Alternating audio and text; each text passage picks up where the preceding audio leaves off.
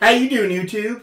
Matt with Massive Beer Reviews, back with yet another review, and it's some double IPA time yet again, in the form of I Want to Be You by Trillium and Imperial Brewing Company. Never had this before. Done my fair share of Trillium reviews, but this is actually my first, well, I guess you wouldn't say first Veil beer, but first Veil whatever, having our hands in the mix kind of thing going on. So I'm super excited to give it a whirl. I've only had one other Trillium collab before. Actually, that's not true. I've had a couple. There was the one Trillium I had with On the Polo, and I think it might have been the other half. They did this kind of lactose IPA. I forget what name it was. It was okay. I did that live when my buddy Tom came down from Brooklyn. I did their Never and Again, which was double IPA. I believe it was an IPA or double IPA with mangoes. That had the burn of the burns going on. That was sent to me too, just because of how polarizing the beer was. Someone sent it to me. This one comes courtesy of my beer dealer, George. Thanks very much, George. Picked this up. A friend of his gave him a 4-pack of this, I believe, and then he threw one to me, so thank you very much. So there you go. Let's see what she has to offer. As far as what it says on the can itself, it says, I Want to Be You, Double India Pale Ale, 8% alcohol by volume, government warning stuff, Trillium Brew Company, Canton, Massachusetts, and that be that. Likewise, it's cool. Departure from what your Trillium cans typically look like. That's, in-your-face green label is definitely not what they usually do. But, you got hands coming together, kind of joint thing, I Want to Be You, all kinds of love and deliciousness hopefully going on. So I like the label. It's not too kooky. It still has that kind of wood etching style in the hands itself, but a bit of a departure what you typically see from Trillium. And it is a Trillium offering, I believe. It says Trillium on it, so it comes from Trillium, even though it is a collaboration. So let's see what this has to offer.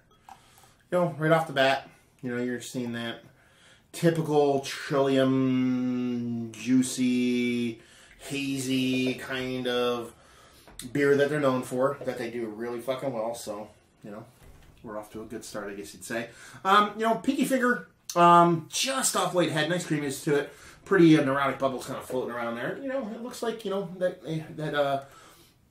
that grapefruit juice I talk about so often when I talk about these kind of New England hazy turbid kind of IPAs, that old school Dole peel top can kind of look to it.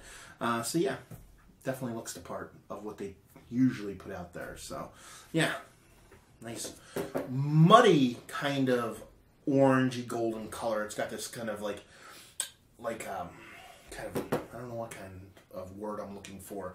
This is kind of muddy, kind of almost like your orange with your honey kind of mixed with maybe even something a bit creamy, like white, like you put a little half and half in it or something. It sounds pretty disgusting, but anyway, let's see if we can get a nose on her. Yeah, it smells fucking delicious. Super vibrant pineapple, super vibrant tropical fruits, kiwi out the butthole. You definitely got some stone fruit bonkersness going on there. Peaches. It runs the gamut of all the juicy fruitiness that you're thinking of, with that classic kind of sweetness you're getting with that big sweet malt base that you're getting from a lot of these New England IPAs. Not much of bittering there. It's there, but it's definitely below the sweetness. So yeah, you're just getting juice out of juice out of juice. I mean, it's just over the top juiciness, which is not a bad thing if that's what you're into, and I kind of like that, so it works for me. So yeah, definitely smells the part, definitely looks the part. Let's see if she tastes the part. Cheers.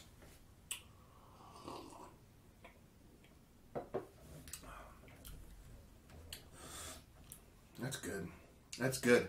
The nose is way more impactful than the flavor you're getting from the beer, because you get these kind of huge juice, huge fruit notes from these beers, and you expect to kind of just punch you in the face. A lot of them got to go over the top with the hops and the sweetness and whatnot, and you expect to have this in-your-face kind of hoppiness. This is a bit more reserved, a bit more reined back, even though you get that huge nose, and you do get a heaping helping of juiciness in the mouth itself. It's not in your face. It's not as stark and not as sharp. It's definitely a bit more rounded.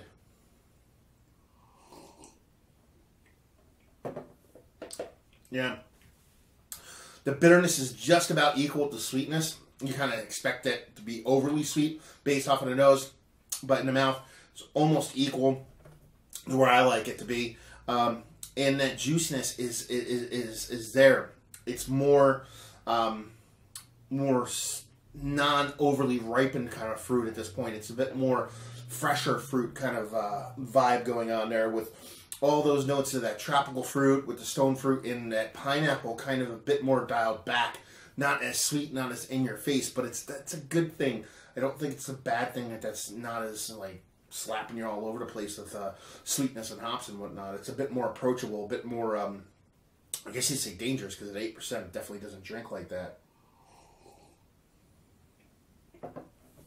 So yeah, just really nice balance between the sweetness and the bitterness, the actual hop presence there with that typical kind of juicy hops that you're looking for from Trillium and breweries like that is there in spades, but it's definitely not as in your face and impactful as a lot of other beers. Especially with Trillium, they're known for doing a lot of dry hopping and stuff.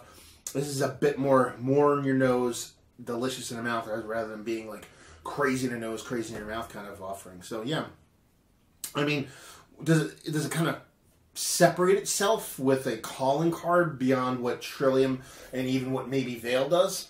I don't know, but at the same time, it's as balanced as fuck, it's delicious as fuck, and it fucking works, and I fucking think it's pretty good.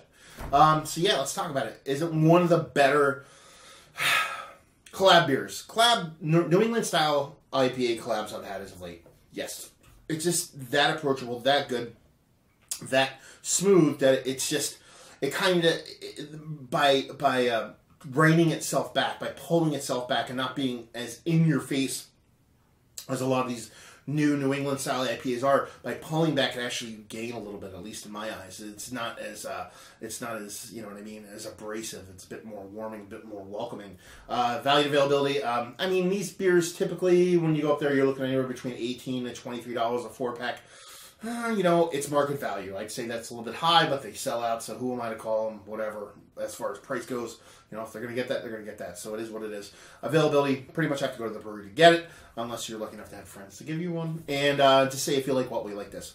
It actually does remind me a lot of the, I believe it was the double dry hopped Citra, all Citra everything from Other Half that I had the other day. And I reviewed it. It reminds me of that, not necessarily flavor-wise, but as far as being that impactful in the nose, and then kind of being a bit more reserved in the mouth, and being a little bit more kind of mature, not as green, and a little bit more nuanced. Kind of reminds me of that beer. So if you like that beer, or love that beer, then you'll definitely love this one. If you love Trillium beers, and if you love just New England IPAs, because this is kind of, it almost seems like you're kind of getting that point where the shock and awe value of it is kind of reached an apex, and now we're getting in a bit more refined, bit more rounded New England IPAs, which I think is a pretty good thing, because while I love me a 2x4 to the face, sometimes I want to be serenaded, and this one's a little bit more serenading. Well, maybe like a speed metal serenade. So there you go. Another review in the books. Hope you guys enjoyed the review. If you did or you didn't, or somewhere in between, please leave a comment in the comment section below, and like, subscribe, and all that fun stuff. If you want to check us out anywhere else on the internet, you can. Facebook, Twitter, Instagram, Untapped, Massive Beers, and all 4 of those places. And yeah, another review down. So hopefully you guys enjoyed the review. Hopefully enjoying a nice New England style IPA right now. And hopefully see you next time. Cheers.